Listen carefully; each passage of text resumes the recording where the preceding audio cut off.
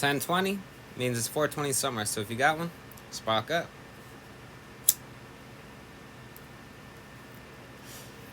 All right. So this is going to be the first part of what is going to be a multi-part series. I will likely create a playlist for this one. I think I'm going to also create a playlist for my rants. And as you can see, I had originally thought that this was 2 hours and some change. I was wrong. 7 hours and some change. So I'm going to break this up into 20-minute segments, which is going to take a while to finish, but, you know, over time. And I'm going to throw in some other things in between. I'm not just going to do 21 straight days finishing this. I'll probably do 2 or 3 of these a week and complete it over time. But it is going to be a long video, so let's just go right ahead and get started. When will Jesus bring the pork chops? Written and read by George Carlin. Major funding for this book was made possible by deliberately starving a family of 4 in Tennessee. This is dedicated to my amazing daughter Kelly, keeper of the sacred DNA, citizen of the universe, and one of America's few really good Buddhist poker players. And all love to my troll mate, the sweet Sarah Jane. A few quotes. Of course the people don't want war. But after all, it's the leaders of the country who determine the policy, and it's always a simple matter to drag the people along, whether it's a democracy, a fascist dictatorship, or a parliament, or a communist dictatorship. Voice or no voice, the people can always be brought to the bidding of the leaders. That is easy. All you have to do is tell them they are being attacked, and denounce the pacifists for a lack of patriotism and exposing the country to greater danger. Herman. He just said a lot right there. I mean, you think, I mean, it still goes on today, but it was real big, like, after 9/11. People weren't for going to war with Iraq, and just the way they were talked about for, you know, being against that war. Oh, they helped 9/11. No, they didn't. And there was, oh, no, they got WMDs. That turned out to be wrong too. They'll greet us with open arms. We're liberating them. Yeah, they didn't quite greet us with open arms either. But that is, like, even right now with China.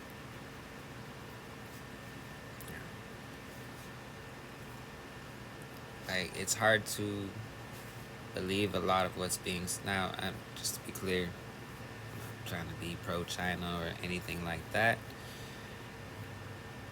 But the same people who are pushing this idea that China's doing this and China's doing that, and they're just evil people that we need to engage. They're the same people who sold us the WMDs. They're the same people who sold us the gas attack in Syria, which ended up being false as well, you know. And they're the same network establishments who pushed, you know, the Gulf of Tonkin incident and the babies in incubators in the early 90s. Like, the war machine is always gonna try and do what they can to push you in the direction of, yes, we need this war. And if you go against that, you know, then you're all types of un-American. Shit's ridiculous. Because at the end of the day, none of these wars really do anything to protect our freedoms. The biggest threat to our freedoms comes from our government. All these wars do is, I'll just save this for another rant. I can get on forever for this. Let's get back to it. Boring at the Nuremberg trials. Here's a quote from an Irish woman. All tears are the same. Oscar Levant. So little time, so little to do. S.J. Perelman. The main obligation is to amuse yourself. And Sally Wade said, Today's another day, time to play. I'm an outsider by choice, but not truly. It's the unpleasantness of the system that keeps me out. I'd rather be in a good system. That's where my discontent comes from, being forced to choose to stay outside. My advice? Just keep moving straight ahead. Every now and then you find yourself in a different place. Here's a holiday message. Since this book comes out in the fall, I'd like to take advantage of this early opportunity to wish all of you an enjoyable Christmas season and a happy New Year filled with good fortune. Of course, I realize this can't happen for everyone. Some of you are going to die next year, and others will be crippled and maimed in accidents, perhaps even completely paralyzed. Still others will be stricken with diseases that can't be cured, or will be horribly scarred in fires. And let's not forget the robberies and the rapes. There'll be lots of them. Therefore, many of you will not get to enjoy the happy and fortunate New Year I'm wishing for you at this moment. So, just try to do the best you can.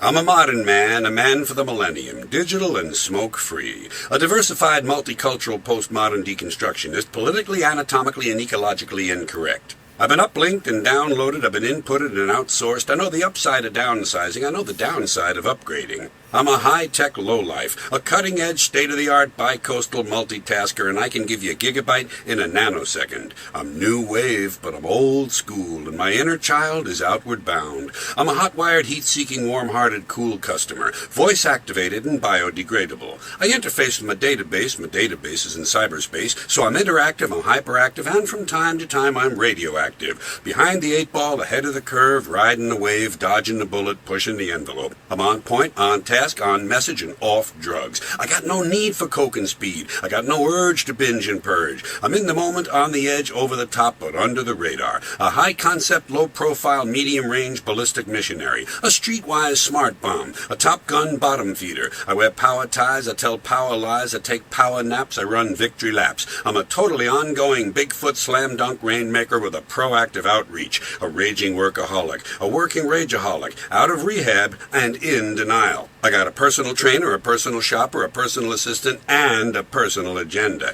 You can't shut me up, you can't dumb me down, 'cause I'm tireless and I'm wireless. I'm an alpha male on beta blockers. I'm a non-believer, I'm an overachiever, laid back and fashion forward. Up front, down home, low rent, high maintenance. I'm supersized, long-lasting, high-definition, fast-acting, oven-ready, and built to last. A hands-on, foot-loose, knee-jerk head case, prematurely post-traumatic, and I have a love child who sends me hate mail. But I'm feeling, I'm caring, I'm healing, I'm sharing. A supportive, bonding, nurturing primary caregiver. My output is down, but my income is up. I take a short position on the long bond, and my revenue stream has its own cash flow. I read junk mail, I eat junk food, I buy junk bonds, I watch trash sports. I'm gender-specific, capital-intensive, user-friendly, and lactose-intolerant. I like rough sex. I like tough love. I use the F word in my email, and the software on my hard drive is hardcore, no soft porn. I bought a microwave at a mini mall. I bought a minivan at a megastore. I eat fast food in the slow lane. I'm toll-free, bite-sized, ready-to-wear, and I come in all sizes. A fully equipped, factory-authorized, hospital-tested, clinically proven, scientifically formulated medical miracle. I've been pre-washed, pre-cooked, preheated, pre-screened, pre-approved, pre-packaged, post-dated, freeze-dried, double-wrapped, and vacuum-packed, and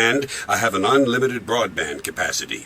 I'm a rude dude, but I'm the real deal. Lean and mean, cocked, locked, and ready to rock. Rough, tough, and hard to bluff. I take it slow. I go with the flow. I ride with the tide. I got glide in my stride. Driving and moving. So, I'm curious if this is going to be like... I wonder if you started the book already, because I know this part right here is from his Modern Man bit. And something I just had to admire is just, and a lot of people in music, they have a very similar talent. Just the ability to memorize that, like, perfectly. I mean, obviously with this, he was probably reading it, but, like, you know, he did it in a stand-up, you know, and music artists do it all the time, too. It's, I mean, granted, yeah, when you wrote it, it's probably a little bit easier, but it's still impressive to me. Reciting things was never my my forte, if you will. Which is why, a lot of the times I just form my own opinion on everything and don't have to worry about quoting someone else. Yelling and spinning, jiving and grooving, wailing and winning. I don't snooze, so I don't lose. I keep the pedal to the metal and the rubber on the road. I party hardy, and lunchtime is crunch time. I'm hanging in, there ain't no doubt, and I'm hanging tough, over and out. Euphemisms. It's a whole new language. Euphemistic language turns up in many areas of American life in a variety of situations. Not all euphemisms are alike, but they have one thing in common. They obscure meaning rather than enhancing it. They shade the truth, but they exist for various reasons. Sometimes they simply replace a word that makes people uncomfortable. For instance, the terms white meat, dark meat, and drumstick came into use because in Victorian times people didn't like to mention certain body parts. No one at the dinner table really wanted to hear Uncle Herbert say, "Never mind the thighs, Margaret. Let me have one of those nice juicy breasts." It would have made them uncomfortable. And at the same time, for the same reason, belly became stomach. But even stomach sounded too intimate, so they began saying tummy. It's actually a bit sad. I first became aware of euphemisms when I was 9 years old. I was in the living room with my mother and my Aunt Lil when I mentioned that Lil had a mole on her face. My mother was quick to point out that Lil didn't have a mole, she had a beauty mark. That confused me because, looking at Lil, the beauty mark didn't seem to be working. And it confused me further because my Uncle John also had a brown thing on his face and it was clearly not a beauty mark. And so on that day, I discovered that on some people, what appeared to be moles were actually beauty marks. And as it turned out, they were the same people whose laugh lines looked a lot like crow's feet. By the way, that whole beauty mark scam worked so well that some women routinely began using eyebrow pencils to apply fake beauty marks. A fake mole being something no self-respecting woman would ever think of giving herself. Somehow I can't imagine Elizabeth Taylor turning to Joan Crawford and saying, "Lend me your eyebrow pencil, Joni. I'm going to put a fake mole on my face." By the way, it was only a few years after the Aunt Lil incident that I took comfort in the fact that some people apparently thought my ugly pimples were nothing more than minor skin blemishes. Another role euphemisms play is to simply put a better face on things, to dress up existing phrases that sound too negative. Non-profit became not-for-profit, because non-profit sounded too much as though someone didn't know what they were doing. Not-for-profit makes it clear that there was never any intention of making a profit in the first place. But some words that are euphemized aren't even vaguely negative. They're just considered too ordinary. For that reason, many things that used to be free are now complimentary. Asking the hotel clerk if the newspapers are free makes you sound like a mooch. But are the newspapers complimentary? Allows you to retain some small bit of dignity. This is the reason some hotels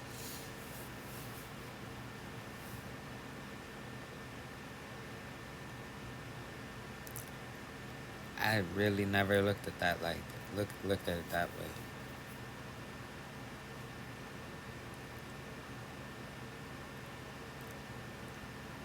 That's some marketing shit right there where they feel like some people will take the I don't know. I mean, technically, breakfast at like a lot of hotels isn't free because you're typically paying a little bit more than you would to stay at another hotel, which covers the breakfast. But yeah, that's never thought of it like that. offer their guests complimentary continental breakfasts, while others give their customers free donuts. If you're one who would enjoy a closer look at euphemisms, you'll find a number of sections in the book that will interest you. I broke the euphemisms into segments because they play such a large and varied role in American speech. And I call it the new language because it's certainly new to me. I know I didn't grow up with it. And that's my larger point, that it's gotten worse over time. There were probably a few early signs I noticed, but I knew the problem was getting... Makes you think of 1984 news. Sorry, newspeak. There's a there's a lot of that going on now. These are definitely interesting times. Serious when I began to hear ordinary people refer to ideas as concepts. And now, stiff upper lip, you know. Imagine two different commercial airliners taking long, fatal plunges directly into the ground from high altitudes. One is a British Airways plane filled with staid English diplomats and upper-class landed gentry. The other plane is Alitalia, filled with uneducated Sicilian, Greek, and Turkish peasants. As the two planes dive towards certain destruction, which one do you think will have the louder screaming and the more colorful praying, cursing, and blasphemy? You get one guess. Hint, it isn't the British plane.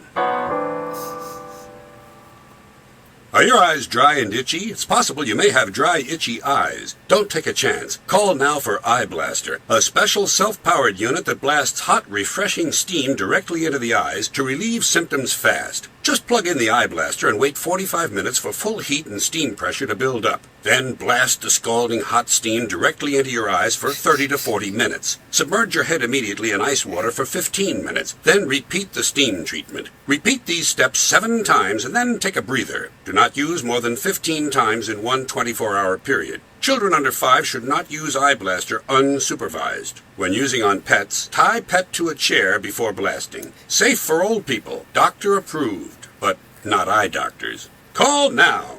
I like that. That was certainly makes you think of all these commercials that come up for various medications. Often followed by a some law firm who's willing to represent you in a class action lawsuit against said medication. Like, I'm kind of shocked that they do it like that. Like, you'd think the network would have a conflict of interest. They certainly do with other things. You'd think they would just be like, all right, so both y'all trying to buy in, who's going to pay the most? You get both slots. Something like that. I don't know. Boxing is an activity in which each of two men, by delivering a series of repeated sharp blows to the head, attempts to render the other senseless, leaving him lying on the floor unable to act rationally, defend himself, or even stand up. If one of the two men is knocked down and beaten into an only partially blank and helpless mental state, the other is made to stand aside and the contest is halted momentarily while the damaged man regains just enough strength to stand up and have the beating continue, to the point where he is again lying on the floor, this time completely immobile and functionless. Afterward, the two men embrace in a display of good sportsmanship. Hi, Billy. I'm Uncle John. I came up to say goodnight. You remember your Uncle John, don't you? You remember the time I took you down to the beach and we set the hot dog stand on fire and 3 people died? Wasn't that fun? Remember running away from the police and how we hid in the sewer and Uncle John got poo-poo all over him and he wiped it on your coat? You remember? Then I took you to the bar and got drunk and vomited on the jukebox. And sparks started flying out of the jukebox and a fire started and all the people were screaming. Remember that? Remember the screaming and the ambulances? Wasn't that fun? And do you remember that other time, the time I took you to the circus? The lion got loose and ate a monkey. Remember? Wasn't that fun? And then they had to kill the lion. And the monkeys got real sad, so they had to kill the monkeys too. Wasn't that great? And then the man fell off the trapeze and smashed into the ground, and they had to kill him. And all the other trapeze people got real sad, and they had to kill them too. Huh? Wasn't that fun? Why are you crying, Billy? Please don't cry. Please, if you stop crying, I'll take you to the rodeo. Wouldn't that be fun? Maybe someone will get trampled or gored. They got horses and cows, too, you know? Maybe they'll have to kill a horsey or a cow. And if they kill a cow, maybe we'll get to eat him in a hamburger. Wouldn't that be fun? Please don't cry. Hey, you remember the time you fell out of my car? Huh? Remember you were looking out the window and we went around a corner real fast to keep from hitting that lady and you went flying out the window and hit the pole head first. And the doctor had to sew your head up with a big needle. I got a boat now, Billy. You want to go out on my boat? I promise I'll be careful. Are you asleep yet? Billy, please stop crying. This is about redundancies, and it's called Count the Superfluous Redundant Pleonastic Tautologies. My fellow countrymen, I speak to you as co-equals, knowing you are deserving of the honest truth. And let me warn you in advance, my subject matter concerns a serious crisis caused by an event in my past history, the execution-style killing of a security guard on a delivery truck.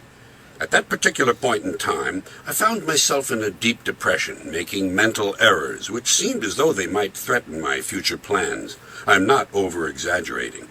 I needed a new beginning, so I decided to pay a social visit to a personal friend with whom I share the same mutual objectives, and who is one of the most unique individuals I have ever personally met. The end result was an unexpected surprise.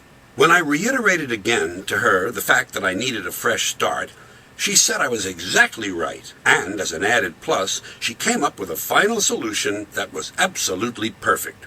Based on her past experience, she felt we needed to join together in a common bond for a combined total of 24 hours a day in order to find some new initiatives. What a novel innovation! And as an extra bonus, she presented me with the free gift of a tuna fish. Right away, I noticed an immediate positive improvement. And although my recovery is not totally complete, the sum total is I feel much better now, knowing I am not uniquely alone.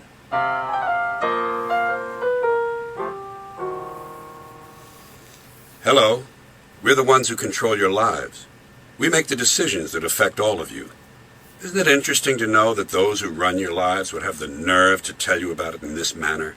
Suffer, you fools. We know everything you do, and we know where you go. What do you think the cameras are for? And the global positioning satellites?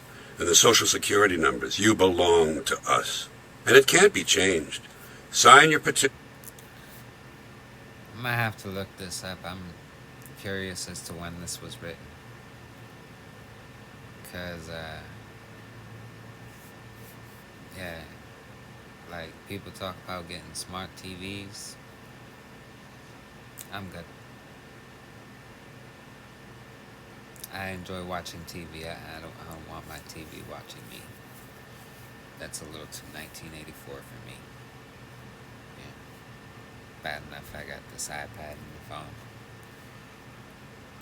Walk your picket lines, bring your lawsuits, cast your votes, and write those stupid letters to whomever you please. You won't change a thing. Because we control your lives, and we have plans for you. Go back to sleep. It came from out of the sky. I find it discouraging and a bit depressing when I notice the unequal treatment afforded by the media to UFO believers on the one hand, and on the other, to those who believe in an invisible supreme being who inhabits the sky, especially as the latter belief applies to the whole Jesus Messiah Son of God fable. You may have noticed that in the media, UFO believers are usually referred to as buffs, a term used to diminish and marginalize them by relegating them to the ranks of hobbyists and mere enthusiasts. They're made to seem like kooks and quaint dingbats who have the nerve to believe that in an observable universe of trillions upon trillions of stars, and most likely many hundreds of billions of potentially inhabitable planets, some of those planets may have produced life forms capable of doing things that we can't do. What nerve! On the other hand, those who believe in an eternal, all-powerful being, a being who demands to be loved. What's your take on aliens?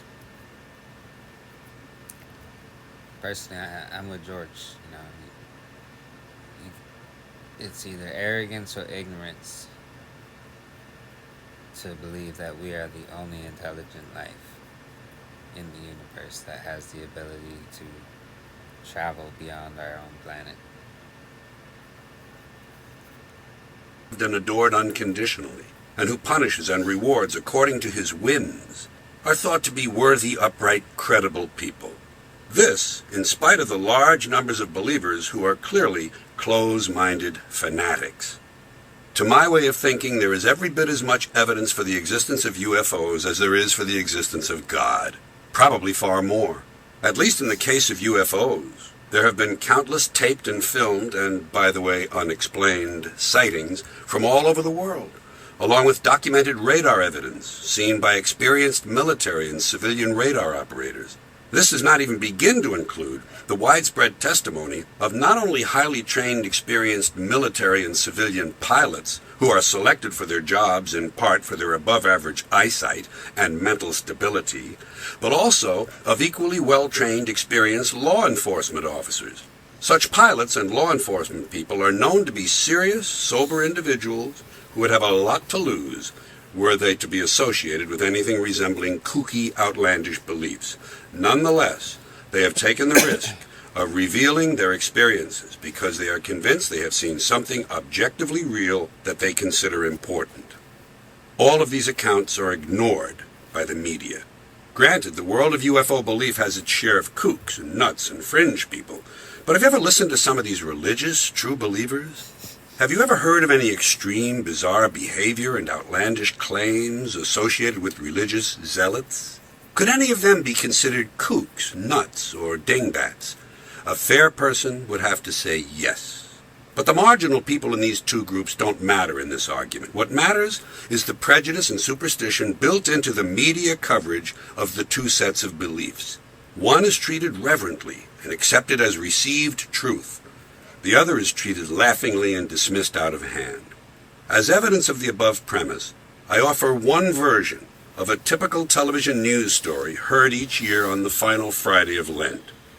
Today is Good Friday, observed by Christians worldwide as a day that commemorates the crucifixion of Jesus Christ, the Son of God, whose death redeemed the sins of mankind.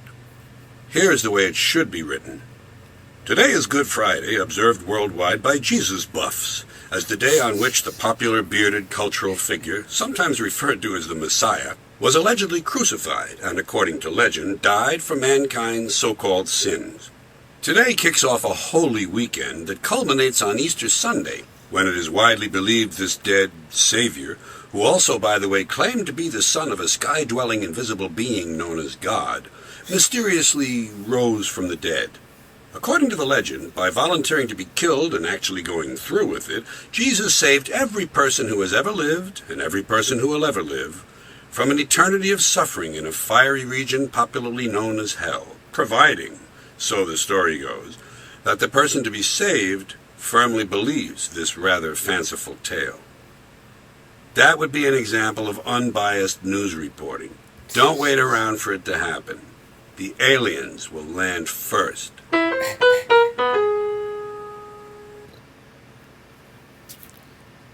And that's the perfect point to stop 2020,